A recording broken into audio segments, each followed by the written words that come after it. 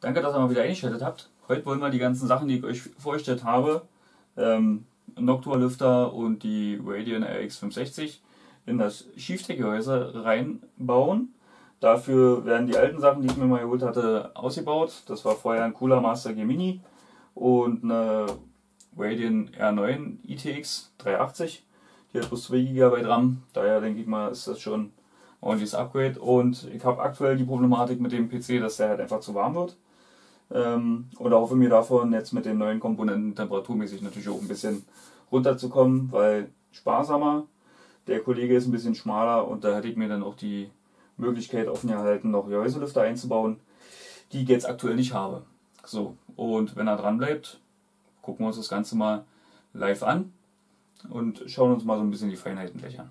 Also, bleibt dran.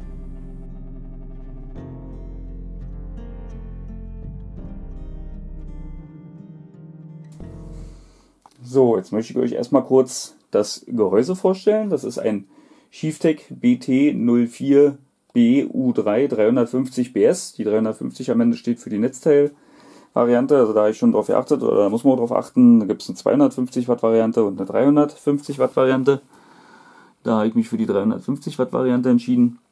Hier haben wir vorne in der Front zweimal USB 3.0, Kopfhörer und Mikrofon. Das finden wir hier. Wir haben eine Festplattenlampe, Power-Button plus die Leuchte dafür.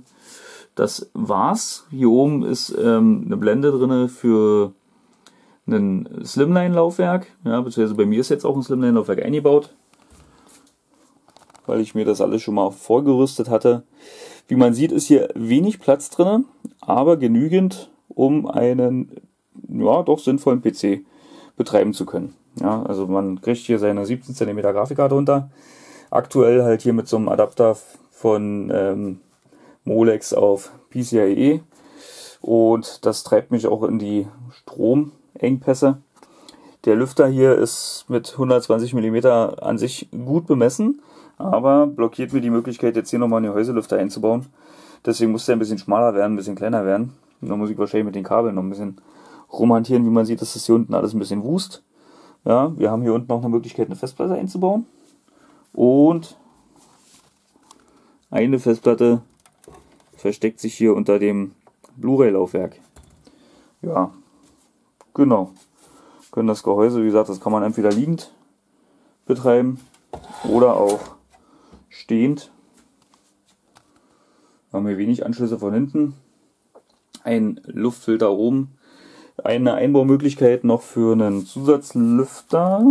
Schauen wir mal, hier vorne versteckt er sich. 80 mm und 2x60 mm hinten. Genau, aktuell habe ich ein ARM3 Mainboard verbaut mit einem Phenom 1055 6-Kerner. Das ist das Einzige, was ich gefunden habe. Ich hatte eigentlich mal gehofft, dass man auf dem Mainboard von Zotac noch ein ARM3 Plus betreiben könnte, also dann ein FX CPU, aber das bliebe mir verwehrt. Obwohl der Chipsatz das supporten würde, gab es leider kein BIOS-Update und Zotac wollte da auch nicht mehr nachsteuern. Ja, gut, dann schrauben wir mal.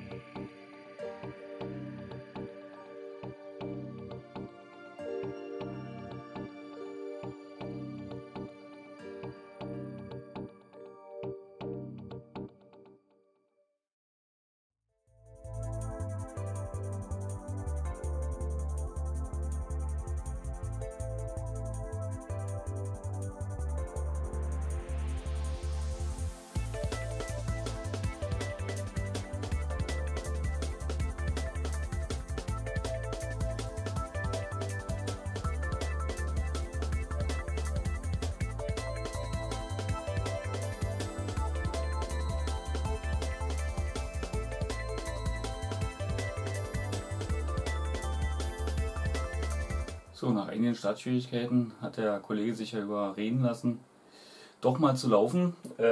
War jetzt gleich mal der Meinung, ein paar Updates machen zu müssen. Daher jetzt hier immer noch der Bildschirm im Hintergrund. Wenn das fertig ist, ja, hoffe ich mal, dass ich dann die ersten Tests fahren kann, auch wie er läuft, wie die Wärmeentwicklung ist. Und ja, werde dann darüber mal berichten. Ansonsten, wie gesagt, wenn ihr irgendwas habt, immer gerne einen Daumen hoch, Kommentare unten rein. Alles, was ich jetzt so an Links finde, versuche ich auch in die Videobeschreibung nochmal drin zu packen. Und ja, würde mich freuen, wenn ihr einfach dabei bleibt. Also, bis zum nächsten Video.